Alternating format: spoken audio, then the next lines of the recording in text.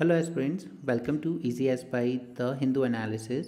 Today the date is 23rd June, so let's get started.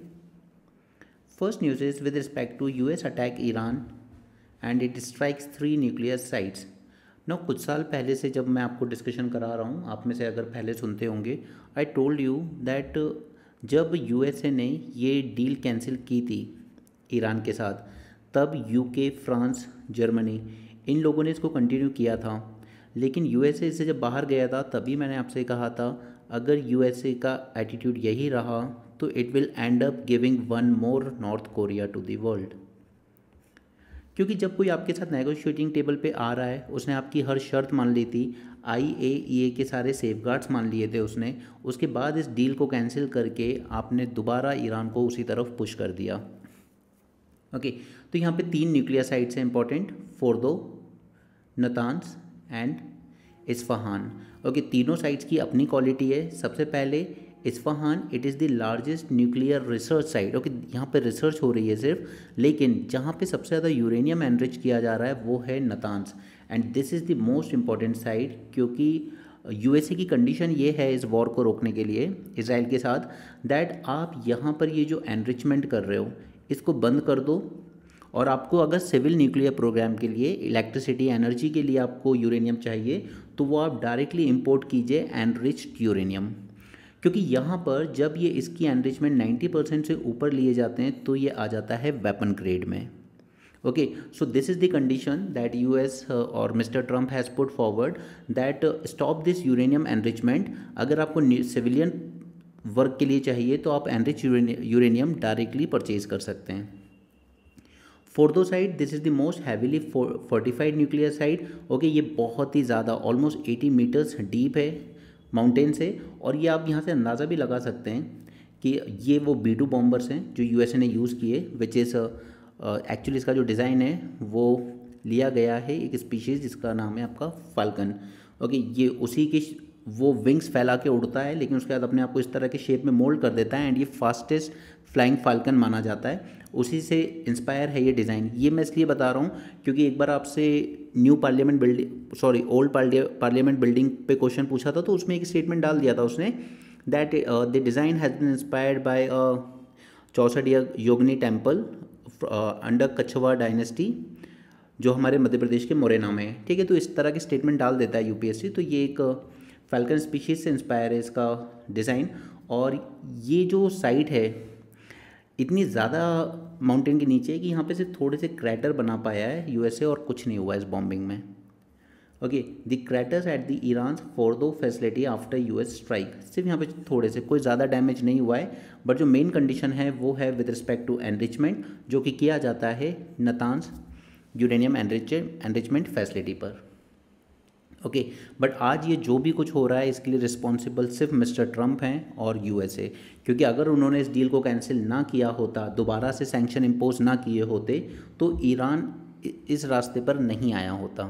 Okay, और north Korea के respect में मैंने आपको बताया कि इसने वेपन बना लिया, तब जाकर यूएसए और मिस्टर ट्रम्प पर्सनल मीटिंग करते हैं इसके साथ, और ईरान जिसने आपकी कंडीशंस मानी, सारी बातें मानी, डील की आपके साथ, उस पर आपने और ज़्यादा हैवी सैंक्शंस लगा दिए। तो ये वही बात हो जाती है कि बातें दो बराबरी वालों में होती है, और इसलिए मैं नॉर्थ कोरिया का जो लीडर है किम जोंग उन, उसको वर्ल्ड चाहे सन की तानाशाह पोर्ट्रे करता हो, बट मैंने पहले भी कहा है he is the most visionary leader जो आपको देखने को मिलेगा, क्योंकि वो जानता था यूएसए हमेशा बराबरी वालों से ही बात करता है। उसने सद्दाम हुसैन से बात नहीं की, उसने मोहम्मद गद्दाफ़ी से बात नहीं की, जबकि दोनों अच्छे लीडर थे उनकी कंट्री के पर्सपेक्टिव में, और वो नॉर्थ कोरिया से भी बात नहीं करेगा जब तक उसके पास वेपन्स नहीं होंगे। एक बार जब नॉर्थ कोरिया ने न्यूक्लियर वेपन्स बना लिए, तब आके ट्रम्प उससे पर्सनली बराबरी से मिलकर बात करते हैं। ओके, सो ये आज जो हो रहा है इसकी जड़ जाती है ट्रम्प के फर्स्ट एडमिनिस्ट्रेशन में, उसका जो फर्स्ट टेन्योर था जब उन्होंने इस डील को कैंसिल की थी, जबकि यूके, फ्रांस, जर्मनी ने भी अपोज किया था कि इस डील को कैंसिल मत कीजिए। ओके, अगर ज़रूरत लगेगी तो हम इसको और कंडीशंस लगा सकते हैं इसमें, ईरान उस पर एग्री कर जाएगा, क्योंकि ईरान भी चाहता था कि सैंक्शंस हटें क्योंकि उसकी इकॉनमी क्रिपल डाउन हो रही है। अब यहाँ पे इंडिया का क्या रोल आता है? ईरान के रिस्पेक्ट में इंडिया का रोल आता है दैट जब इस पर सैंक्शंस लगने शुरू हुए, तब उसके बाद जब सैंक्शन और टाइट हुए ट्रंप के आने के बाद, लेकिन उससे पहले जब थोड़े बहुत सैंक्शंस थे तब ईरान ने इंडिया की मदद की थी। एक्चुअली उसने ऑयल इंपोर्ट पे कहा था ओके आप मुझे रुपये में पे कर दीजिएगा, कोई दिक्कत नहीं है। ओके, और ईरान इंडिया के रिश्ते की अगर हम और पहले पीछे जाएं तो एक टाइम था जब यूएन में, और यूएन से पहले ऑर्गेनाइजेशन फॉर इस्लामिक कोऑपरेशन में, आपको पता है ऑर्गेनाइजेशन ऑफ इस्लामिक कोऑपरेशन ये सारी मुस्लिम कंट्रीज़ का ग्रुप है और इसमें इंडिया मेंबर नहीं है। Despite having world second largest Muslim population, India is not a member. और यहाँ पे हमेशा से इसमें सबसे बड़ी प्रॉब्लम है कि यहाँ से जो भी रेजोल्यूशन पास होता है वो कंसेंसस से पास होता है, ना कि मेजॉरिटी से। तो इन 1994 पाकिस्तान यहाँ पे एक रेजोल्यूशन लाना चाहता था दैट इंडिया कश्मीर में मुस्लिम्स को डोमिनेट करता है, सब्जुगेट करता है, उनके साथ गलत करता है। ओके, और ओआईसी से रेजोल्यूशन पास होने की पूरी उम्मीद थी। फिर रातों रात नरसिम्हा राव जी की गवर्नमेंट थी उस टाइम, और रातों रात हमारे जो फॉरेन मिनिस्टर हैं उनको भेजा जाता है ईरान, और वो भी फॉरेन मिनिस्टर तब जब वो बीमार थे। ओके, हालांकि इसी दौरान इसके बाद यूएन में डेलीगेशन जो भेजा गया उसमें नरसिम्हा राव ने अटल जी को अपना रिप्रेजेंटेटिव बना के भेजा। सारी लाइमलाइट अटल जी के पास गई, लेकिन उसके पहले इसका बेस, इसकी फाउंडेशन रख के आए थे हमारे तब के फॉरेन मिनिस्टर। 1994 में ईरान जाते हैं, वहाँ पे ये कहते हैं कि प्लीज़ आप ये जो रेजोल्यूशन आने वाला है ओआईसी में इसको वीटो कर दीजिएगा। वीटो करने से क्या होगा? वीटो करने से ये होगा कि रेजोल्यूशन पास नहीं हो सकता, क्योंकि ओआईसी में हमेशा कंसेंसस से ही पास होगा, यानी कि अगर एक भी कंट्री एग्री नहीं करती है तो पास नहीं हो सकता। तो वहाँ पे ईरान ने इंडिया की हेल्प की थी। तो ऐसा नहीं है कि हम लोग यहाँ पे साइड ले सकते हैं between Iran and Israel. We better don't take any side in this conflict. Okay, और वही अब मोदी जी ने कल कहा है कि आप तुरंत ये डी एस्केलेशन कीजिए, ये ठीक नहीं हो रहा है अब। ओके, और यूएसए का यहाँ पे ज्वाइन करना इनडायरेक्ट इनविटेशन है रशिया के लिए, आप भी आ जाइए। ओके, ये इनडायरेक्ट इनविटेशन ही दिया है यूएसए ने, ये जो बॉम्बिंग की है ये इनडायरेक्ट इनविटेशन ही गया है रशिया को। अब रशिया के पास कोई वजह नहीं है रुकने की कि वो ईरान को वेपन सप्लाई नहीं कर सकता, अब वो कर सकता है, खुल के करेगा। एनीवे, अब इंडिया के लिए जो सबसे बड़ा थ्रेट आता है वो आता है यहाँ से।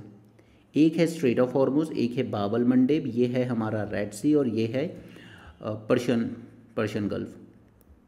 अब ये यहाँ पर ईरान के पार्लियामेंट ने एक रेजोल्यूशन पास किया है that let's close down the straight of Hormuz, यानी कि वो इसको बंद करने की बात कर रहे हैं। ओके, अब अगर स्ट्रेट ऑफ हॉर्मुज बंद कर दी जाती है तो इंडिया के ऑयल से लेके गैस दोनों पे फ़र्क पड़ेगा। ईरान से भले ही हम ज़्यादा इंपोर्ट नहीं कर रहे हैं, लेकिन हम सऊदी अरेबिया से इंपोर्ट कर रहे हैं, हम इराक से भी इंपोर्ट कर रहे हैं, ओमान से, ओमान गैस रिफाइनरी है हमारे यहीं बीना में, ठीक है, कुवैत, कतर, इन सब से हमने गैस के एग्रीमेंट किए हुए हैं। तो ये सारा ट्रबल अब और बढ़ेगा इंडिया के लिए, और इसका डायरेक्ट इम्पैक्ट हमें देखने को मिलेगा जब पेट्रोल प्राइसेस बढ़ेंगे, डीजल प्राइसेस बढ़ेंगे, गैस के प्राइसेस बढ़ेंगे। और जब ये सारी चीज़ें बढ़ेंगी तो अल्टीमेटली बढ़ेगा आपका इन्फ्लेशन, और इन्फ्लेशन बढ़ेगा तो फिर मॉनेटरी पॉलिसी कमेटी को यहाँ पे करनी पड़ेगी और ज़्यादा टाइटनिंग। आपके लोन्स और ज़्यादा महंगे हो जाएंगे, और लोन्स महंगे हो जाएंगे तो आपके यहाँ आने वाला इन्वेस्टमेंट कम हो जाएगा, और इन्वेस्टमेंट कम हो जाएगा तो अल्टीमेटली एम्प्लॉयमेंट जो है वो और कम हो जाएगा। ओके, मैं बार बार आपको एग्जांपल देता हूँ। 1971 में हम वॉर जीतते हैं पाकिस्तान से, इंदिरा जी को देवी दुर्गा मान लिया जाता है, और अचानक से 1973 में ऑयल के प्राइसेस 3 टाइम्स बढ़ जाते हैं और पूरे इंडिया में फैल जाता है इन्फ्लेशन, और सारे एंटी गवर्नमेंट सेंटिमेंट्स बाहर आ जाते हैं that government is not able to control the inflation. Okay, और वहाँ से इंदिरा जी का डाउनफॉल शुरू होता है, और डाउनफॉल शुरू होते होते 1975 तक आते हुए 2 साल बाद उनको इमरजेंसी डिक्लेयर करनी पड़ जाती है इस लॉ एंड ऑर्डर को, इस एनार्की को कंट्रोल करने के लिए। ओके, तो कभी भी ऐसा नहीं होता कि वर्ल्ड में कुछ हो रहा हो और उसका इम्पैक्ट किसी कंट्री पे ना पड़े। इंडिया पे इसका इम्पैक्ट अच्छा खासा पड़ेगा। 2008 में जब ग्लोबल फाइनेंशियल क्राइसिस आए थे तब तक इंडिया ग्रो कर रहा था ऑलमोस्ट 9% से भी ऊपर की ग्रोथ रेट से।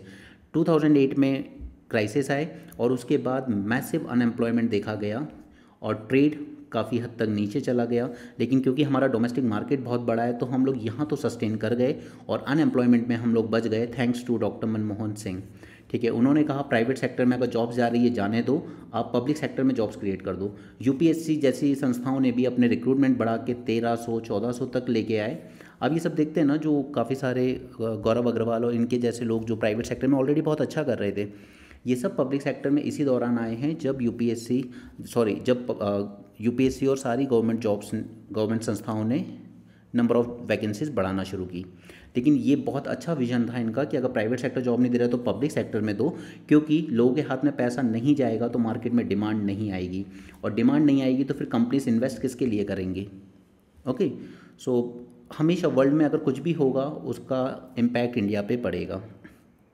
चलो नेक्स्ट इज ऑर्गन ट्रांसप्लांटेशन। तो इसके रिस्पेक्ट में हमने पहले एक बार मैंने आपको ये टॉपिक कराया था, तब मैंने सारी चीज़ें करवाई थी इसमें, मैं यहाँ पे दोबारा नहीं करवा रहा हूँ आज, मैंने सिर्फ आपको नोट्स दे दिए यहाँ पे चैलेंजेस क्या हैं इंडिया में ऑर्गन ट्रांसप्लांटेशन को लेके। और सेकंड थिंग इज गवर्नमेंट ने काफ़ी सारे मेजर्स लिए थे, जिसमें से हमने 4 मेजर डिस्कस किए थे। One was national organ transplant programme जो हमने लॉन्च किया था यहाँ पर, ठीक है। दूसरा एक जो हमारा एक्ट हुआ करता था that is transplantation of human organs act जो 1994 में था, उसमें कुछ अमेंडमेंट किए गए थे 2011 में। वो पूरा इसी पे बेस था कि हमें रेगुलेट करना होगा removal, storage and transplantation of human organs. Okay, इसके अलावा हमारी कुछ गाइडलाइंस लेके आई थी जिसमें हम लोगों ने कहा था 1 nation 1 policy for organ donation. तो इसमें काफ़ी सारे चेंजेस किए थे गवर्नमेंट ने। सबसे इंपॉर्टेंट कि आपको डोमिसाइल की कोई रिक्वायरमेंट नहीं होगी, ठीक है। आप किसी भी स्टेट के हों, आपकी डेथ कहीं भी हुई हो, कोई दिक्कत नहीं है, डोमिसाइल नहीं मांगा जाएगा। क्योंकि क्या होता है कि जैसे किसी को आई डोनेशन करना है, तो अगर आपने विद इन कुछ आवर्स अगर नहीं निकाली आई तो फिर वो बेकार हो जाती है, वो पूरी इन्फेक्शियस हो जाएगी, वो कोई काम नहीं रहेगी। इसमें कोई अपर एज लिमिट नहीं रहेगी, ये हटा दी गई थी। पहले एज लिमिट थी 65 ईयर्स और कोई रजिस्ट्रेशन फ़ी भी नहीं लगेगी इसमें, ठीक है। ये सारे चीज़ें हमने पहले डिस्कस की है न्यूज़ एनालिसिस में। इसके अलावा यहाँ पर इसी प्रोग्राम के अंडर में एक सेपरेट ऑर्गेनाइजेशन बनाया जाएगा जो इस सब चीज़ को मॉनिटर करेगा। ओके, तो ये न्यूज़ आज भले ही रिपीट हुई हो, लेकिन इसको लेकर हमने सारी चीज़ें समझ ली और इसमें 2 ही चीज़ें काम आएंगी।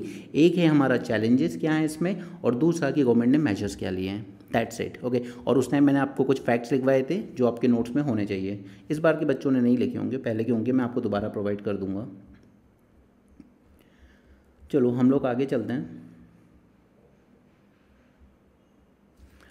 ये सिर्फ एक एग्जाम्पल है, ये आप देख सकते हो। एथिक्स में ज़रूर आपको लिखने का मौका मिलेगा। यहाँ पर जो डिस्ट्रिक्ट कलेक्टर हैं टोंक डिस्ट्रिक्ट की सौम्या झा, ठीक है, इन्होंने यहाँ पर एक AI बेस्ड टूल की बात की थी और लॉन्च किया था पढ़ाई विद AI। और इसका नतीजा ये हुआ कि यहाँ पर बच्चों का जो पासिंग परसेंटेज था वो काफ़ी इम्प्रूव हो गया इन सेकेंडरी।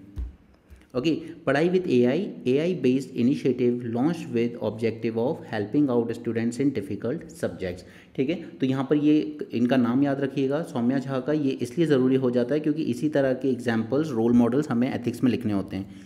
और रही बात एथिक्स की, तो let me tell you I am preparing something for you guys in ethics and I assure you कि आपकी एथिक्स को बहुत ईजी बना देगा, बहुत ज़्यादा easy. Okay, just give me 1 more week और may be 10 days, but ethics हम लोग इतनी आसानी से करेंगे दैट उसके बाद आपको कोई प्रॉब्लम नहीं आएगी एथिक्स में जी, जितना सिंप्लीफाई और इजी हो सकता है। ऑपरेशन सिंदूर के बाद हमारे यहाँ पर काफ़ी सारे MPs के डेलीगेशन सभी पार्टीज से लेके भेजे गए थे अलग अलग कंट्रीज़। और मैंने आपको कहा था it is just an I wash, क्योंकि जो ऑपोजिशन था वो एक बहुत ही वैलिड डिमांड रख रहा था यहाँ पे सरकार के सामने दैट आप एक पार्लियामेंट सेशन बुलाइए और हम लोग ऑपरेशन सिंदूर पे बात करेंगे, सरकार सारे सवालों के जवाब दे। बट सरकार ने मना कर दिया और आई वॉश के तौर पे हमने क्या किया, हमने डेलीगेशंस भेजे अलग अलग कंट्रीज़ को। अब इसमें कुछ ऐसे नमूने भी देखने को मिले आपको जो वहाँ जाके हिंदी बोल रहे हैं, और सिर्फ हिंदी नहीं बोल रहे हैं, वो पुष्पा फिल्म के डायलॉग मार रहे हैं वहाँ पे, मिस बासुरी सराज। ओके, एनीवे वो सब आप लिख नहीं सकते, बट जो आप यहाँ पे लिख सकते हो वो ज़रूरी ये है कि हमने ऐसी ऐसी कंट्रीज़ भेजे, हमने गयाना भेजे, हमने सैरा लियोन भेजा, ठीक है, सब जगह भेजा हमने, लेकिन हमने अपनी खुद की नेबरिंग कंट्रीज़ में ही नहीं भेजा, ठीक है। क्यों क्यों क्या ज़रूरत है? ज़रूरत इसलिए है क्योंकि अभी recently China, Bangladesh and Pakistan, इन तीनों के फॉरेन मिनिस्टर्स ने हाथ ऊपर करके, एक मीटिंग हुई थी इनकी, हाथ ऊपर करके कहा कि हम कॉमन गोल फॉलो करेंगे। अब वो कॉमन गोल क्या है हम जानते हैं। ओके, तो यानी कि हमारे नेबरहुड में भी हमारी किसी से बन नहीं रही है। हम इस फेक विश्व गुरु के प्रोपेगेंडा से जितनी जल्दी बाहर निकलें उतना अच्छा होगा। लेकिन इसके अलावा भी ना तो हमने श्रीलंका में अपने डेलीगेशन भेजे ऑपरेशन सिंदूर के बारे में बताने, ठीक है, ना ही हमने नेपाल भेजा, ना ही हमने भूटान भेजा, and if I am not wrong शायद हमने मालदीव्स भी नहीं भेजा, I am not sure about Maldives, ठीक है, बट हमने इन नेबरिंग कंट्रीज़ में कहीं नहीं भेजा। ओके, तो सैरा लियोन क्या कर लेगा, गयाना क्या कर लेगा, ठीक है, उससे ज़्यादा ज़रूरी था इन कंट्रीज़ में गुडविल बनाना जो कि ऑलरेडी हमारी काफ़ी नीचे जा चुकी है। We send to Guyana, we send to Panama, we send to Colombia, Brazil, United States. ठीक है, ये ऑल पार्टी पार्लियामेंट्री डेलीगेशंस भेजे गए थे। बट यहाँ पर एक पॉइंट है जो आप लिख सकते हो, वैसे मुश्किल है कि कहीं पे लिखने का मौका मिले, बट एटलीस्ट याद तो रखो। This is When it comes to national security and confronting terrorism, India speak with one voice. Okay. Now, second thing is कि अभी हमने इंडस वाटर ट्रीटी सस्पेंड की हुई है। हमने वाकई रिवर्स का वाटर का फ्लो काफ़ी कम कर दिया गया है। उसके बाद फिर कभी हम लोग बिना बताए ही उनके यहाँ पर वाटर रिलीज़ कर देते हैं और वो फ्लड आ जाता है। तो कभी पाकिस्तान इस वजह से ड्रॉट फेस कर रहा है, कभी फ्लड फेस कर रहा है। ठीक है, ये उनके एग्रीकल्चर को तो हार्म कर ही रहा है, बट ओवरऑल उनकी जो वाटर कंजम्पशन है उसको भी हार्म कर रहा है। And if I don't prove to be wrong, I am sure कि ये जो वॉर रुकी इंडिया पाकिस्तान की दोबारा शुरू होगी कभी ना कभी। ओके, क्योंकि पाकिस्तान यहाँ पे ये लाइफलाइन है ये सब उसकी इकॉनमी की। अगर ये या तो इंडिया पाकिस्तान फिर से इंडस वाटर ट्रीटी पे एग्री करेंगे, ज़्यादा से ज़्यादा रीनेगोशिएट कर सकते हो आप, बट अगर रीनेगोशिएट नहीं करते हैं तो पाकिस्तान के पास एक ही ऑप्शन बचेगा, that it has to go for war once again. Okay, और वैसे ही कुछ स्टेटमेंट कल उनके बिलावल भुट्टो ने दिया भी है कि हमारे पास दो ही ऑप्शन है, या तो इंडिया वापस इंडस वाटर ट्रीटी पे आए या फिर we have only war as option. क्योंकि ये सच है कि पंजाब रीजन है पाकिस्तान का, वही उनकी पूरी लाइफलाइन है। अगर उसी में प्रॉब्लम्स क्रिएट हो जाएंगी तो फिर वो सर्वाइव कर नहीं सकता। एनीवे, यहाँ पे शशि थरूर ने इस आर्टिकल में कुछ ऐसा काम का नहीं लिखा है, बट यहाँ पे इन्होंने बस एक बात कही है, that India's future global strategy it should be based on technology, trade and tradition, they all together in promoting the new India to the world. Diplomatic outreach must therefore seamlessly blend security concerns with economic opportunities. But अब economic opportunities जब बात आती है तो खासकर US ने जो trade war और टैरिफ वॉर शुरू की है, अभी हम इसकी भी बात करेंगे। इसी पेज पे एक और आर्टिकल है इससे related.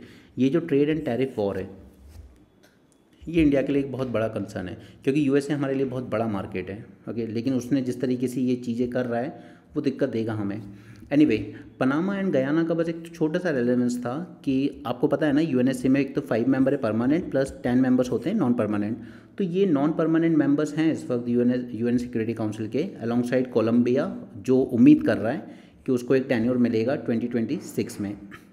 This highlighted the strategic imperative of nurturing relationship with a broad spectrum of nations. But going to country like Sierra Leone and वहाँ जाके बोलना, और जबकि अपने खुद की नेबरहुड की कंट्रीज़ को इग्नोर कर देना, उसका कोई सेंस समझ में नहीं आता। चलो, 2 आर्टिकल इंपॉर्टेंट हैं, एक तो ये है न्यूज़ पब्लिशर वाला और दूसरा है Indian economy amidst global trouble. पहले हम इसकी बात कर लेते हैं, फिर हम आएंगे न्यूज़ वाले पे, क्योंकि वो ईजी है। पहले हम इसकी बात करते हैं। What we are seeing today in world is return of trade wars and review of tariff, और इसी वजह से WTO चला गया है बैक साइड में। ठीक है, कोई ग्लोबल विलेज की बात नहीं कर रहा आज। सब लोग क्या कर रहे हैं, there is a surge in negotiation for bilateral trade agreements. जैसे अभी यूएस चाइना ने ट्रेड डील साइन की है, हमने यूके के साथ FTA साइन किया, हमने सीसा पूरा नहीं लेकिन कुछ लो हैंगिंग फ्रूट्स हमने किए ऑस्ट्रेलिया के साथ, UAE के साथ हमने साइन की डील। ओके, तो बायलैटरल ट्रेड का सर्च देखने को मिल रहा है और ट्रेड वॉर्स चल रही हैं आपस में, और टैरिफ वॉर चल रही है unleashed by Mr Trump. This has led to heightened uncertainties impacting not just trade but also the financial market and economic growth. अब ट्रंप ने जो एप्पल को कहा कि इंडिया में इन्वेस्ट मत करो, इंडिया में मैन्युफैक्चरिंग मत करो, यूएसए में आके करो, तो फिर उनके लिए भी प्रॉब्लम हो जाता है कि क्या करें। ठीक है, तो ये सिर्फ एक ट्रेड को ही नहीं, ये पूरा इन्वेस्टमेंट, फाइनेंशियल मार्केट, पूरी इकोनॉमिक ग्रोथ को इम्पैक्ट करेगा। तो यहाँ पर हम लोग क्या देख सकते हैं। First is it could lead to structural realignment of global trade with long term implication for trade and investment. First thing इसकी यहाँ पे हमें लॉन्ग टर्म इम्प्लीकेशन देखने को मिलेंगे। देखिए, शॉर्ट टर्म में हमारे सामने चैलेंजेस आएंगे, लेकिन लॉन्ग टर्म में हमारे लिए कुछ नई अपॉर्चुनिटीज़ लेकर आएंगे। फॉर एग्जांपल, जैसे आप टैरिफ ज़्यादा लगा रहे हो वहाँ पर, ओके, तो उस वजह से क्या होता है कि जो कंट्री सोचती हैं कि अगर इंडिया ही हमारा इतना बड़ा मार्केट है तो let's go to India and manufacture there itself. Okay, जैसा कि एप्पल ने जवाब दिया कि आपको लगाना है, आप 25% टैरिफ लगा लो, उसके बाद भी मुझे इंडिया में मैन्युफैक्चरिंग करना चीप ही पड़ेगा comparison to USA. Business will have to weigh the short term challenges as well as long term opportunities. अब वो बिजनेस के ऊपर है कि उसको देखना होगा शॉर्ट टर्म में चैलेंजेस क्या हैं, लेकिन लॉन्ग टर्म में अपॉर्चुनिटीज़ क्या हैं। India has to restrategise amid the rising cost, disrupted supply network and asymmetric information. No, ये सप्लाई नेटवर्क की बात आ जाती है, जैसे कि अभी चाइना ने हमारे यहाँ पर एक्सपोर्ट बैन कर दिया rare earth elements and critical minerals का। बट यूएस की बात अगर हम करते हैं तो US is India's largest export destination, almost 1/5 of our merchandise export, यानी कि हमारे यहाँ से जाने वाले गुड्स में ऑलमोस्ट 20% यूएस से जाते हैं। इसलिए ही हमारे मोदी जी शायद झुक गए थे ट्रंप के सामने कि ठीक है, टेस्ला को हमारे यहाँ नहीं बनानी मैन्युफैक्चरिंग, मत करो, बट अब हम अलाउ कर देते हैं आपकी कार को, कंप्लीट कार हमारे यहाँ मार्केट में सेल कर सकते हो, बट प्रोवाइडेड कि एक साल में 8,000 से ज़्यादा कार नहीं आएंगी। The additional tariffs would erode the margins of these exporters, especially MSME, and make their exports unviable for sectors such as textile। ठीक है, वहाँ पे अगर एक्स्ट्रा टैरिफ लगता है तो हमारे टेक्सटाइल और ज़्यादा मुश्किल हो जाएगा सेल करना, when they are going to compete with products like from Bangladesh and Vietnam. ठीक है, तो हमें उम्मीद नहीं थी कि एडिशनल टैरिफ इंडिया को फेस करना पड़ेगा, अच्छी रिलेशन है दोनों के, बट हमें ये फेस करना पड़ा, और इसका सबसे बड़ा रीज़न है कि हमने जो न्यूट्रल स्टांस लिया था यूक्रेन रशिया वॉर में। इसलिए इस वक्त हम लोग खुल के ईरान को सपोर्ट भी नहीं कर सकते, और इजराइल को सपोर्ट करना कहीं ना कहीं थोड़ी सी मजबूरी भी है, हालांकि उसमें कुछ और भी एंगल्स आते हैं, but anyway. India resilient external economy. अब यहाँ पर हम ये मानते हैं कि फ़िलहाल के लिए इंडियन इकॉनमी पे जो इम्पैक्ट होगा टैरिफ्स का वो लिमिटेड होगा, ज़्यादा नहीं होगा, क्योंकि हमारी एक्सटर्नल इकॉनमी थोड़ी रेजिलिएंट है, बिकॉज हम लोग गुड्स ज़्यादा एक्सपोर्ट नहीं करते हैं, हम सर्विसेज ज़्यादा एक्सपोर्ट करते हैं। This is first thing. Second is हमारे यहाँ बहुत ही हाई रेमिटेंसेस आते हैं, almost as high as $113 billion, तो ये हमें थोड़ा सा शील्ड कर देता है। एडिक्वेट फॉरेक्स रिजर्व है हमारे पास ओवर $680 बिलियन, ठीक है, ये ऊपर नीचे होता रहता है थोड़ा बहुत, and low current account deficit. तो करंट अकाउंट डेफिसिट, अभी करंट अकाउंट डेफिसिट अगर इस करंट अकाउंट में हम विद इन देखें तो एक और होता है हमारा ट्रेड वाला। ठीक है, ट्रेड में गुड्स में तो हम लोग हमेशा नेगेटिव में रहते हैं, लेकिन सर्विसेज में हम लोग प्रॉफिट में रहते हैं, और रेमिटेंसेस में भी हम लोग प्रॉफिट में रहते हैं, इसलिए हमारा ओवरऑल जो करंट अकाउंट डेफिसिट है वो उतना ज़्यादा नहीं दिखता। अगर सिर्फ ट्रेड डेफिसिट देखेंगे तो वो बहुत ज़्यादा है। However, the uncertainties surrounding the tariff are detrimental for exporters planning new orders and their impact on the decision making। अब इसमें ये 6 सजेशंस दे रहे हैं हमें कि हमें यहाँ पे क्या करना होगा, and this 6 suggestions are based on 3 pronged strategy।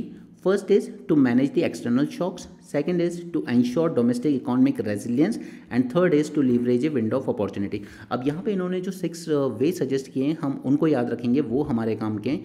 First is कि हमें एक प्रोएक्टिव अप्रोच लेना होगा ज़्यादा से ज़्यादा बायलैटरल ट्रेड एग्रीमेंट करने में। तो हमने यूएसए के साथ अर्ली नेगोशिएशन स्टार्ट कर दिए हैं, अच्छी चीज़ है। अब हमें इसमें इंश्योर क्या करना है, that zero tariff on sectors critical to India's interest, but cautiously opening up to areas without compromising the national priorities. अब हम लोग क्यों बार बार मना करते हैं कि हम एग्रीकल्चर मार्केट नहीं खोल सकते, ठीक है, क्योंकि वो हमारे फार्मर्स कॉम्पीट कर नहीं पाएंगे, ठीक है, लेकिन हमें ऐसी चीज़ों पे ज़रूर ज़ीरो टैरिफ लगाना है, या कोई टैरिफ नहीं लगाना है जो हमारे लिए बहुत क्रिटिकल है, जैसे सोलार पैनल्स, क्योंकि हमें रिन्यूएबल एनर्जी की ज़रूरत है। ओके, इलेक्ट्रिक व्हीकल के लिए हमें बैटरीज की ज़रूरत है, तो हमें इन पे कोई टैरिफ नहीं लगाना चाहिए। राइट, तो हम जब बीटीए कर रहे हैं तो we need to make sure कि हम लोग ऐसी चीज़ों पे ज़ीरो टैरिफ रखें जो सेक्टर क्रिटिकल है हमारे इंटरेस्ट के लिए, और कॉशियसली धीरे धीरे हम वो सेक्टर्स ओपन करें, but without compromising our national priorities. Okay, that was the first way. Second is conclusion of an FTA with UK was a huge positive, और हमें इसी तरह के और FTA साइन करने की ज़रूरत है, स्पेशली विद यूरोपियन यूनियन, क्योंकि इसके साथ भी हमारा सरप्लस चलता है, ठीक है, यूएसए के साथ भी हमारा सरप्लस है ट्रेड में। उसके अलावा ये सीसा एग्रीमेंट कंप्लीशन करना है ऑस्ट्रेलिया के साथ, अभी हमने लिमिटेड डील की है इसमें। Okay, this will offer Indian exporters enhanced market access in the alternative markets. अगर यूएसए में नुकसान हो रहा है थोड़ा बहुत, तो हम उसकी भरपाई यूरोपियन यूनियन, ऑस्ट्रेलिया इन मार्केट से कर सकते हैं। Third is we need to strengthen the import monitoring mechanism, क्योंकि मैंने आपको 2 चीज़ें बताई थी, उसमें एक था एंटी डंपिंग। एंटी डंपिंग क्या होता है कि उसको मैन्युफैक्चर करने की जितनी कॉस्ट आ रही है आप उससे भी कम में आके इंडिया में बेच रहे हो। ओके, तो उसको कहते हैं डंपिंग। तो फिर हमें एंटी डंपिंग ड्यूटी लगानी पड़ती है कि यार इससे तो हमारी फिर डोमेस्टिक कंपनीज तो बर्बाद हो जाएंगी, वो कॉम्पीट कर ही नहीं पाएंगी।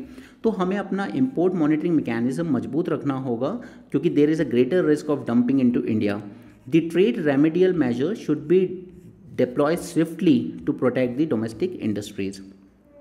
Fourth is public capital expenditure, यानी कि प्राइवेट सेक्टर अगर इन्वेस्ट नहीं कर रहा है तो सरकार इन्वेस्ट करे। और इसमें फिर क्राउडेड इफेक्ट आता है प्राइवेट सेक्टर का। क्राउडेड इफेक्ट क्या होता है, जैसे अगर मान लो यहाँ से 6 लेन एक्सप्रेस वे निकल गया, ओके, तो यहाँ पे बिजनेस अपने आप आना शुरू हो जाएंगे, फिर प्राइवेट सेक्टर वाले यहाँ इधर उधर बिजनेस करना शुरू कर देंगे, क्योंकि यहाँ का इंफ्रास्ट्रक्चर बेटर हो गया। तो ये बना पब्लिक इन्वेस्टमेंट से, और उसने प्राइवेट इन्वेस्ट को अट्रैक्ट किया कि आइए आप लोग रियल एस्टेट बनाइए, बिजनेस कॉम्प्लेक्सेस बनाइए, क्योंकि यहाँ से ट्रांसपोर्टेशन बहुत स्मूथ है, तो बिजनेस यहाँ से जल्दी ग्रो होंगे। ओके, तो इसे कहते हैं पब्लिक इन्वेस्टमेंट। सरकार पहले इन्वेस्ट करे, इंफ्रास्ट्रक्चर बनाए, फिर प्राइवेट वाले अपने आप आएंगे इन्वेस्टमेंट लेकर। Okay, that is called as public capital expenditure.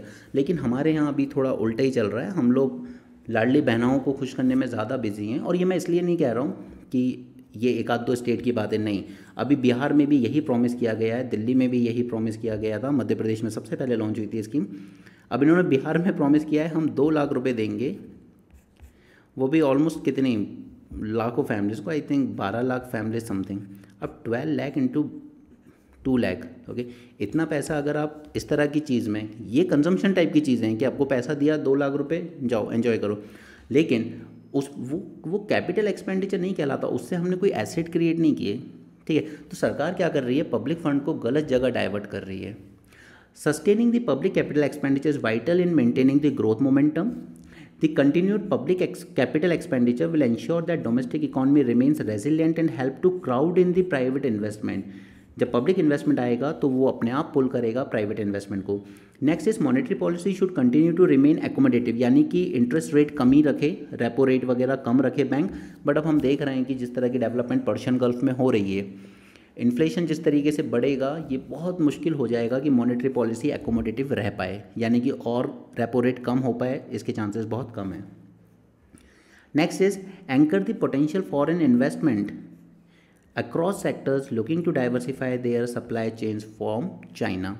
Okay, तो वो हम लोग कोशिश कर ही रहे हैं, China +1 strategy and so on.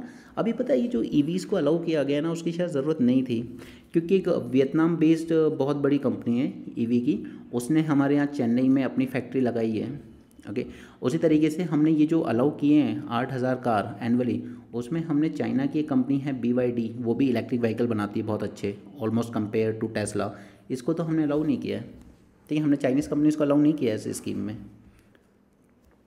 एक्सपीडिट reform, now next generation reform, जो निर्मला ताई ने कहा था कि वो रेगुलेटरी रिफॉर्म्स होंगे बिजनेस को ईजी बनाने के लिए, these reforms must be expedited, ये नेक्स्ट जनरेशन रिफॉर्म कहलाते हैं। PLI scheme must be expanded to include other potential sectors जैसे wearables, IoT devices, battery, raw materials.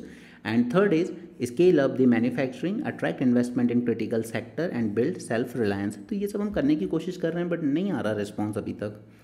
Okay, और ये जो बॉक्स है ये आपका एज इट इज़ कंक्लूजन बनेगा। While global uncertainties pose undeniable challenges, but they also offer opportunity for India to emerge as a global manufacturing hub and be integral part of global supply chain through strategic trade negotiation, yani bilateral and all, and structural reforms, that is this next generation reform, India can weather this storm and emerge stronger. Okay, so that would form a conclusion. चलो next हम लोग आते हैं इस पर। अच्छा, अब एक बात बताओ, जैसे द हिंदू है, ठीक है, इसकी वेबसाइट पे हमें सारा कंटेंट मिल जाता है। अब अगर कोई AI कंपनी अपने लार्ज लैंग्वेज मॉडल को ट्रेन करना चाहती है इन्फॉर्मेशन पे, यानी कि डेटा पर, न्यूज़ पर, तो वो द हिंदू की वेबसाइट से सीधे डेटा उठाएगी, अपने मॉडल्स को ट्रेन करेगी, और उसके बाद आपको ChatGPT और इस तरीके में पेड वर्जन दिया जाएगा 2000 rupees monthly.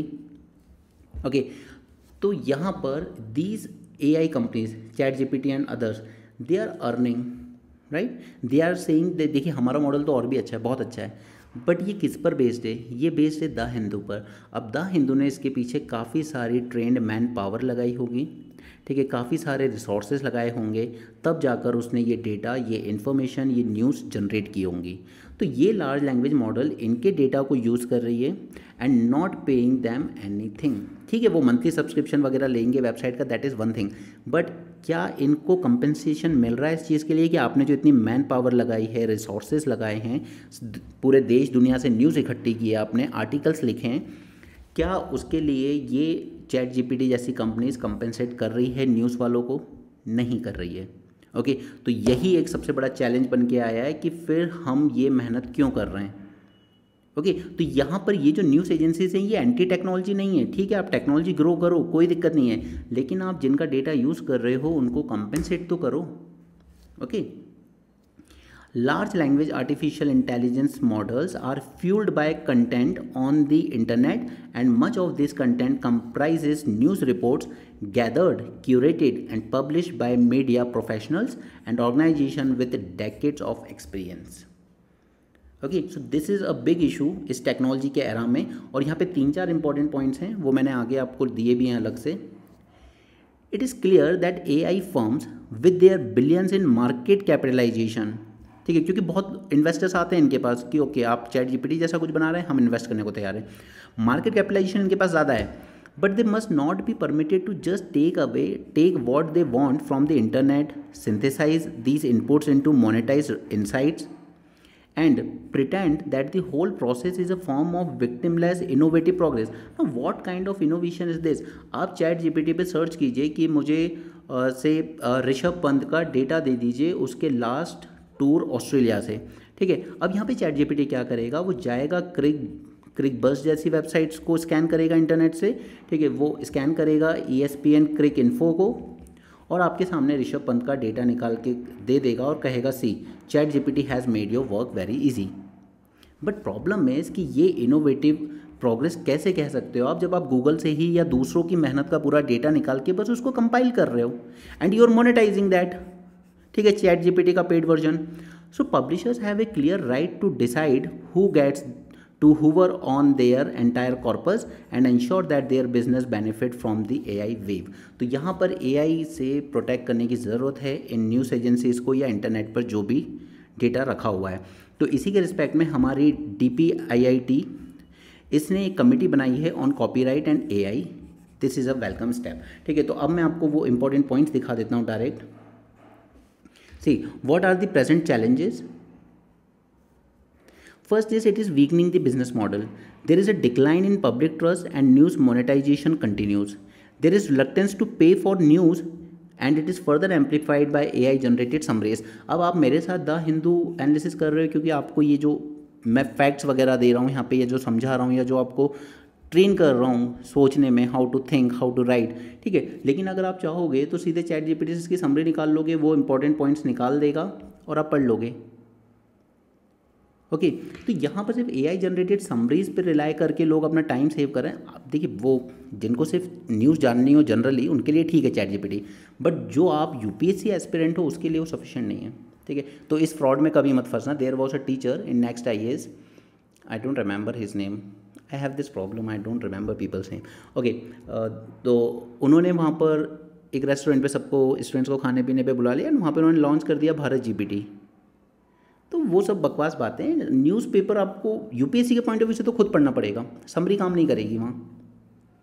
Okay, so this AI artificial intelligence they undermine the original sources, okay, they often reduce the original journalism यानी कि द हिंदू के to mere footnotes, they erode both recognition and revenue for the publisher. अगर chat GPT की summary से निकाल लेना है मुझे द हिंदू की न्यूज़, ठीक है, अगर मैं UPSC एस्पिरेंट नहीं हूँ प्रोवाइडेड, तो फिर मैं द हिंदू का सब्सक्रिप्शन क्यों लूँ, ठीक है, या मैं न्यूज़पेपर क्यों खरीदूँ। आई थिंक 14 रुपीज़ समथिंग का आता है आजकल, क्योंकि यहाँ पर ये जो कंपनी से वो कहती हैं, देखिए फेयर यूज़ की बात है यहाँ पर। We are using this web content is a fair use for training our models, but भाई साहब ये बाईपास कर जाता है क्रिएटर के राइट को।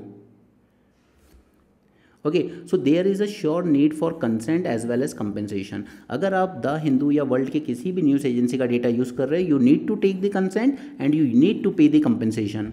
The publisher deserve control over who can access their content and compensation must be negotiated upfront, not after value have been accepted। ये नहीं कि बाद में जब आपने पूरा मॉडल ट्रेन कर लिया कि चलो अब हमारे पास जितने लोग पेड सब्सक्रिप्शन लेंगे हम उस हिसाब से डिसाइड करेंगे रेवेन्यू शेयरिंग। नो, आप अपफ्रंट नेगोशिएट कीजिए कि हम अपने मॉडल्स को ट्रेन करना चाहते हैं आपके डेटा पर, ठीक है, तो आपको पहले ही हम इतना रेवेन्यू पे कर देते हैं। ओके तो यहाँ पर ये जो DPIIT ने कमेटी बनाई है, it is a good step. Copyright और AI को लेकर ज़रूरी है। It aims to safeguard publishers right and shape fair regulatory mechanism. Okay इसको कहीं भी हम ये नहीं कह सकते कि एंटी टेक्नोलॉजी है। No, the demand is not to halt AI progress. हम आपकी प्रोग्रेस नहीं रोक रहे हैं, but we just want to ensure there is equitable treatment for news creator as well. आप जो बेनिफिट ले रहे हो अपने मॉडल्स को ट्रेन करके, उसका बेनिफिट हमें भी मिलना चाहिए। The news industry is previously seen tech platforms profit from their content with little return, क्योंकि वैसे न्यूज़ वालों को ज़्यादा प्रॉफिट होता नहीं है। न्यूज़पेपर्स, वेबसाइट्स, इनको ज़्यादा प्रॉफिट वैसे ही नहीं होता, और आपने उनके रेवेन्यू और श्रिंक कर दिए हैं जब से इस तरह की चीज़ें आई है। ओके तो फर्दर स्टेप में हम क्या कर सकते हैं, यहाँ पर news publisher must act advocate for the copyright enforcement, licensing model and transparent AI training disclosure. In models को डिस्क्लोज करना होगा कि ये किस का डेटा कहाँ से यूज़ कर रही हैं। You have to disclose this, you need to get a licence from them, और अगर आप नहीं लेते हो तो फिर there should be enforcement of copyright act. अब मैं आपको एक ऑनेस्टली एक बात बताऊं, ऐसी कई इंस्टीट्यूट्स हैं, जैसे एड सारथी हो गया, ओनली IAS हो गया। ओनली IAS अभी PW में आया जब से, उसके पास अपनी बड़ी टीम आ गई है, और उसके पहले वो 2-3 लोग ही चलाते थे। अगर आप विजन की, करंट अफेयर की मैगजीन बंद कर दो, ठीक है, इसकी पब्लिशिंग बंद कर दो, या इसको एकदम ऐसा कर दो कि बस इंस्टीट्यूट से ही मिलेगी, ये आधे से ज़्यादा ऑनलाइन प्लेटफॉर्म बंद हो जाने हैं। They all are based on this vision. Okay चाहे वो आपका एड सारथी हो, आपका स्टडी IQ हो, आपका ओनली IAS हो, या ऐसे कई इंस्टीट्यूट हैं जो ऑनलाइन प्लेटफॉर्म में जो चल रहे हैं, they are not doing any original work, they are just copy pasting from here and there and misguiding student. इसलिए मैं आपको कहता हूँ कि ठीक है, करंट अफेयर आप ऑनलाइन कर लो, क्योंकि वो कोई बड़ी कोचिंग नहीं कराता, उनके पास इतना टाइम भी नहीं है और ना टीचर रखते हैं वो सेपरेटली। बट बाकी का जो सिलेबस है उसको आप प्रॉपर कहीं कोचिंग ज्वाइन करके करो, ऐसे मजाक मत करो अपनी प्रिपरेशन से। मैं आपको एक लड़के का एग्जांपल बताता हूँ, आई नो हिम पर्सनली, पिछले 2 साल से। ओके बहुत अच्छी फैमिली से, कोई कमी नहीं है पैसे की, mother father both are working, both are professor, earning well, but उसके बाद भी वो दिन भर बस यूट्यूब और इस तरह के फ्री मटेरियल PDFs के पीछे भागता रहता है। एंड आई अश्योर यू, इस लड़के का पोटेंशियल बहुत ज़्यादा है, ठीक है, ये एग्ज़ाम ईजिली निकाल सकता है अगर ये तैयारी करे ढंग से। बट ये जो मनी माइंडेडनेस उसके दिमाग में भरी हुई है ना, उस वजह से वो 2 साल तो ख़राब कर चुका है, और वो आगे भी इसी तरह से ख़राब करता रहेगा। ओके तो ये सब हरकतें मत करो, तुम्हारा टाइम ज़्यादा प्रीशियस है। अगर निकाल लिया होता एग्ज़ाम 1 साल के अंदर ही, तो अभी तक अर्न कर रहा होता, रादर दैन इधर उधर PDF बटोरने वाला। इसलिए मैं PDF जैसी झंझट देता ही नहीं आपको कभी, ठीक है। मैं जब आपके साथ मेंस के लेक्चर भी करता हूँ, आई ऑलवेज प्रेफर कि आप लोग हैंड रिटन नोट्स बनाएं। जैसे एक ग्रुप में एक लड़की है दिव्या, उसने बहुत अच्छे से बनाए थे मेंस के handwritten, hardly 1 page 1.5 page के, और वही काम आते हैं अल्टीमेटली। ये PDFs वगैरह के पीछे भागने वाले बच्चे सिर्फ टाइम वेस्ट करते हैं और कुछ नहीं। Anyway, second is policy regulation must ensure AI firms do not freely monetize public content without responsibility, and a new framework for data ethics, ownership and attribution, इन दोनों चीज़ की हमें ज़रूरत है। और ये कंक्लूजन आप एज इट इज़ लिखेंगे, इसको ये काम आएगा आपके।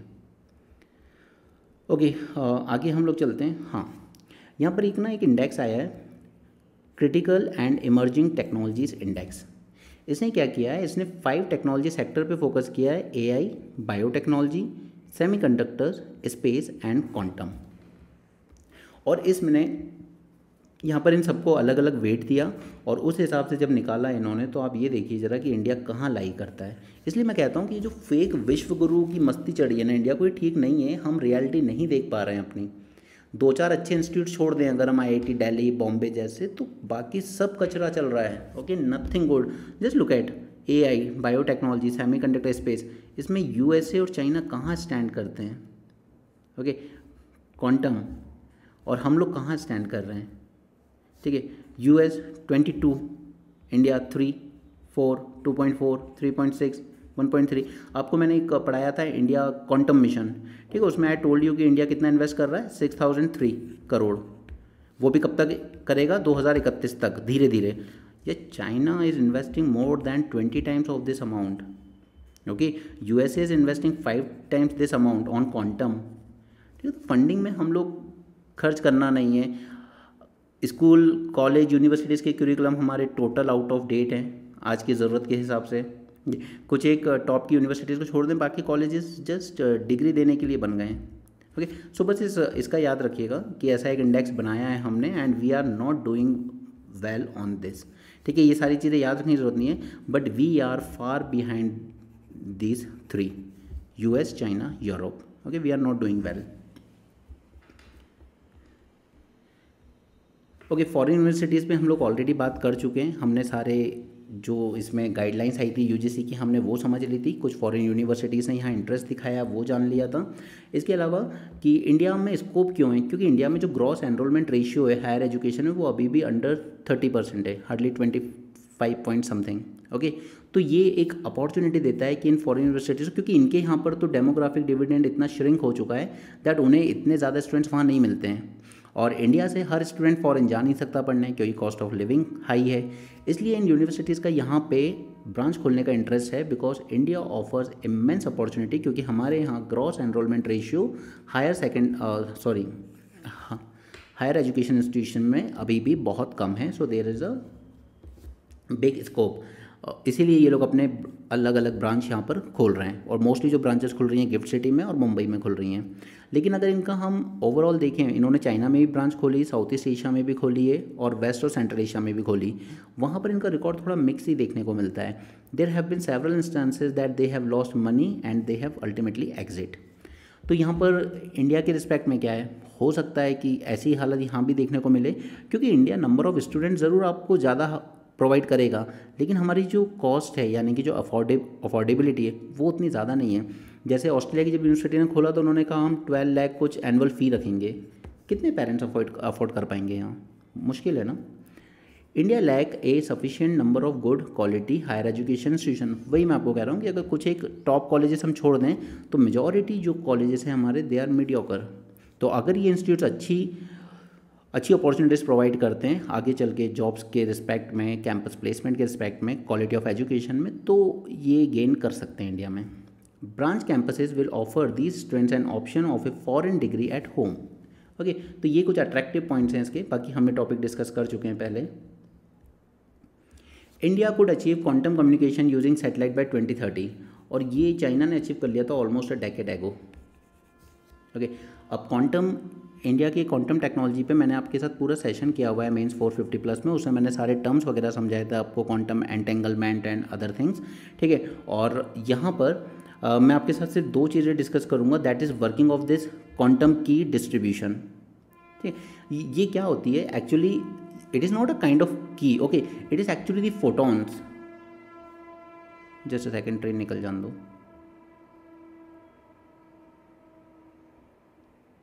Okay. Now, the safe quantum communication requires enabling a sender and a receiver to get quantum keys which are made of streams of photons, that is the carriers of light. ठीक है, ये होती है क्वांटम की डिस्ट्रीब्यूशन, और इसमें important ये हो जाता है that only A sender and a receiver, सिर्फ दे गेट टू नो। अगर बीच में किसी ने इसको हैक कर लिया, इंटरसेप्ट कर लिया, तो ये फोटॉन्स वगैरह ये चेंज हो जाएंगे, और ये समझ में आ जाएगा सामने वाले को कि ये कम्युनिकेशन बीच में इंटरसेप्ट हो चुका है। और डिफेंस में और स्ट्रेटेजिक सेक्टर में quantum satellites are very much needed. Okay, तो यहाँ पे बाकी चीज़ें मैं आपको पहले पढ़ा चुका हूँ। क्वांटम एंटेंगलमेंट क्या है? ये जब आपके 2 particles, when 2 particles become so closely linked that A change in one can instantly affects the other, और इसलिए पता चल जाता है कि ये इंटरसेप्ट हो चुका है बीच में। Okay, regardless of the distance between them, चाहे एक पार्टिकल यहाँ हो, दूसरा पार्टिकल 300 किलोमीटर दूर हो, अगर एक में चेंज होंगे तो दूसरे में भी चेंज होंगे, जस्ट लाइक दैट जुड़वा movie. Okay, when 2 photons are entangled, measuring one instantly determines the state of the other regardless of distance. अगर हमने एक को मेजर कर लिया तो अगले को भी समझ लो मेजर कर लिया। ओके, तो ये जो कम्युनिकेशन होगा it is highly resistant to eavesdropping, यानी कि हैकिंग और इंटरसेप्शन। तो इसकी सबसे ज़्यादा हमें देखने को मिलेगी एप्लीकेशन डिफेंस सेक्टर में, और चाइना ने अपनी क्वांटम सैटेलाइट लॉन्च की भी थी ऑलमोस्ट अ डेकेड एगो। Okay, so quantum key distribution enable 2 parties to securely share a secret encryption key. The key is later used to encrypt and decrypt the messages using traditional algorithm. But remember कि ये अपने आप में कोई encryption नहीं है, यहाँ पे कोई encryption नहीं है, सिर्फ आपको ये अलाउ किया जा रहा है इसके थ्रू कि आपकी जो एक सीक्रेट की है, यानी कि मैं अगर अपना पासवर्ड आपको देना चाह रहा हूँ यहाँ से वहाँ तक, ठीक है, लेकिन बीच में ये इंटरसेप्ट हो सकता है। ओके, तो मैं कुछ इस तरीके से भेज रहा हूँ कि उसको सिर्फ मैं और आप ही एनक्रिप्ट डिक्रिप्ट कर सकते हैं और कोई नहीं कर पाएगा बीच में। अगर किसी ने बीच में उसको इंटरसेप्ट करने की कोशिश की तो इसमें जो डिस्टर्बेंस होंगे, जो चेंजेस होंगे, उससे हमें समझ में आ जाएगा कि नहीं ये गलत है। Okay, so quantum key distribution does not encrypt the message itself, it only ensures that both parties receive an identical key in a way that cannot be intercepted without detection। अगर इंटरसेप्ट होगी तो हमें पता चल जाएगा कि intercept हो चुकी है। जैसे लेटर बॉक्स होता है ना घर के बाहर, ठीक है, वो सबको पता है, लेकिन जब तक हम उसका लॉक खोल के लेटर नहीं निकालें कोई और पढ़ ही नहीं सकता। बस वैसे ही यहाँ होता है। दो टाइप के होते हैं, first is prepare and measure, second is entangle base. Here, one person prepare photons in specific quantum state and send them to another who measure them to establish a key। और entangle based में a source produces entangled photon pairs, one sent to the first person and other sent to the second person। और फिर यहाँ पे जो correlated measurement की जाएगी, it will drive the same key securely। ठीक है, तो ये हमारी सिक्योरिटी में बहुत एडवांटेज लेकर आएगा। अब ये दो बेसिक चीज़ें हैं जो आपको एग्जाम पॉइंट ऑफ व्यू से याद रखनी है कि आखिर चैलेंजेस क्या हैं इसमें, और रिसर्चर्स क्या चैलेंज फेस कर रहे हैं, और क्यों हमारी अभी भी इसमें फॉरेन डिपेंडेंसी है। First is administrative and financial bottleneck. Financial क्यों? क्योंकि हम लोग सिर्फ इतना सा इन्वेस्ट कर रहे हैं जबकि चाइना यूएसए जैसी इससे 5 to 20 टाइम्स ज़्यादा कर रहे हैं। एडमिनिस्ट्रेटिव चैलेंजेस आप जानते हैं, ब्यूरोक्रेटिक हर्डल्स वगैरह, low fund disbursement despite approval, cumbersome paper work, absence of single window clearance, delay research, venture capital inflow into quantum startup remains negligible. अभी आप कोई ऐसा स्टार्टअप लॉन्च कर दीजिए कॉस्मेटिक्स का, कोचिंग इंस्टीट्यूट का, ठीक है, ये बहुत जल्दी चल जाएंगे आपके, उसमें इन्वेस्टमेंट आ जाएगा, डिलीवरी का उसमें इन्वेस्टमेंट आ जाता है, लेकिन इस तरह की उसमें वेंचर कैपिटलिस्ट फंड लेकर बहुत कम लोग आते हैं, बहुत कम इन्वेस्टर्स। ह्यूमन रिसोर्स क्रंच है हमारे पास, इसमें इंफ्रास्ट्रक्चर अच्छा नहीं है, government remuneration is far below the global salary standard. जो लोग कहते हैं ना कि रिजर्वेशन की वजह से हमारे यहाँ के साइंटिस्ट और रिसर्चर्स बाहर चले जाते हैं, नहीं, रिजर्वेशन की वजह से नहीं जाते, ग्लोबल सैलरी स्टैंडर्ड्स बहुत हाई हैं compare to government remuneration. Okay, next is researcher face. अब रिसर्चर्स ने अभी आपको बताया था, मैंने आपके साथ एक दिन डिस्कस किया था, 6 मंथ से उनकी सैलरी पे नहीं की गई है। सैलरी मतलब उनका जो फेलोशिप है, उनका जो स्टिपेंड है, 6 मंथ से नहीं किया गया। उसके बाद अच्छे इक्विपमेंट्स उनके पास नहीं थे। रिसर्च क्यों? क्योंकि आपने रिस्ट्रिक्शन लगा रखी थी कि आपको गवर्नमेंट के पोर्टल से ही परचेज करना है, जिस पे अवेलेबल ही नहीं है अच्छा ऑप्शन। तो फिर गवर्नमेंट ने रिस्ट्रिक्शन हटाई, ये फेलोशिप स्टिपेंड वगैरह रुके हुए हैं 6 महीने से। तो ऐसे में रिसर्च, कई साइंटिस्ट ये कहते हैं इंडिया में रिसर्च परस्यू करना हमारी गलती थी। Okay, researcher face short term contracts due to funding uncertainty and rental of equipment due to lack of ownership और एक्सेस। फॉरेन डिपेंडेंसी, अब यहाँ पर इक्विपमेंट्स के लिए भी हम लोग की हार्डवेयर जैसे क्रायोस्टेट, सेंसर, ये हम लोग इंपोर्ट करने पड़ते हैं। Quantum software is largely developed by multinational corporations limiting the self reliance. Global investment देखिए इंडिया का क्वांटम फील्ड में 6003 करोड़, वो भी 2031 तक। US 5 times higher, China 20 times higher. Okay, अब यहाँ पर जैसे ये वॉर बढ़ती जा रही है वेस्ट एशिया से, तो हमारे पास दो ही ऑप्शन रह जाते हैं, एक तो रशिया से इंपोर्ट करना, वो चेन्नई व्लादिवोस्टोक वाला रूट, और दूसरा यूएस से इंपोर्ट करना, वो भी पूरा केप ऑफ गुड होप से घूम के। ठीक है, तो हमारे लिए पेट्रोल डीजल के प्राइसेस बहुत जल्द आपको बढ़ते हुए दिखेंगे।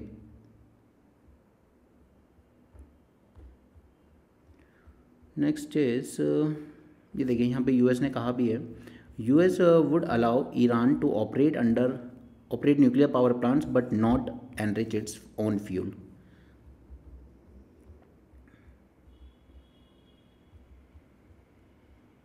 ये वही एंटी माइक्रोबियल रेजिस्टेंस का है। मैंने इसको सिर्फ हाईलाइट कर दिया, आप इसको सेल्फ पढ़ लेंगे क्योंकि इसमें ऐसा कुछ है नहीं, क्योंकि मैं मेंस 450+ में ऑलरेडी करवा चुका हूँ। यहाँ पर हो क्या रहा है दैट हम लोग जब एनिमल बेस्ड प्रोडक्ट कंज्यूम करते हैं जैसे मिल्क, ठीक है, तो यहाँ से काफ़ी सारे ऐसे बैक्टीरिया आ जा रहे हैं जो हमारे अंदर भी एंटी माइक्रोबियल रेजिस्टेंस कॉज कर रहे हैं, और फिर जो मेडिसिन वगैरह हम पे असर करनी चाहिए वो नहीं कर पाती है। ओके, और ये सब क्यों हो रहा है? क्योंकि हम लोग इनका जो वैक्सीनेशन वगैरह करते हैं, ये चीज़ उनके अंदर डेवलप होती है एनिमल्स वगैरह के अंदर, उसके बाद फिर उनके प्रोडक्ट्स के थ्रू ये ह्यूमंस में आती है। ठीक है, यहाँ पे प्रीलिम्स के पॉइंट ऑफ व्यू से दो चीज़ें याद रखना बस। नेम ऑफ सम एंटीबायोटिक्स जो यूज़ की जा रही है, जैसे क्लोराम्फिल फेनिकॉल, टाइलोसिन एंड टीसीएन। और ऑक्सीटोसिन आपने सुना ही होगा, ठीक है, पहले भी हमने उसकी बात की ऑक्सीटोसिन की कि गाय वगैरह को दिया जाता है ज़्यादा मिल्क प्रोड्यूस करने में, बट उसके चक्कर में क्या होता है, वो बिल्कुल दूध देना बंद कर देती हैं कुछ ही टाइम बाद, और उसके बाद वो लोग खुला छोड़ देते हैं, ओके, या कसाईयों को बेच देते हैं। हालांकि डेवलप कंट्रीज़ ने बैन कर रखा है इनका यूज़ ऐसी एंटीबायोटिक्स का, लेकिन हमारी कंट्री में इसको बैन नहीं किया गया है। As of today, 40 countries have accepted and issued regulations to use insect-based feed for animals, क्योंकि इनका ये मानना है कि ये जो insect-based feed है ये एंटी माइक्रोबियल रेजिस्टेंस को कम करेगा, इस तरह के बैक्टीरियाज के डेवलपमेंट को कम करेगा with in this live stock. Okay, तो यहाँ पर हम लोग इंसेक्ट बेस्ड फीड की जब बात कर रहे हैं तो हम लोग कौन कौन से इंसेक्ट्स इसमें यूज़ करते हुए दिख रहे हैं। First is black soldier flies, house flies, compost worm, grasshoppers, small mealworm, house cricket, tropical crickets, Jamaican field cricket. अब ये सब आपको कभी ऐसे डायरेक्ट नहीं पूछा जाएगा एग्जाम में। दी ओनली थिंग इज कि जब आप एंटी माइक्रोबियल रेजिस्टेंस पे क्वेश्चन लिख रहे होगे, आपको सिर्फ एक सिंगल पॉइंट यूज़ करना है, that insect based live stock feed can help resist the antimicrobial resistance. That's it. इतनी सी बात है बस. Okay, so that's it for this session. Thanks for joining. Have a great day and keep learning.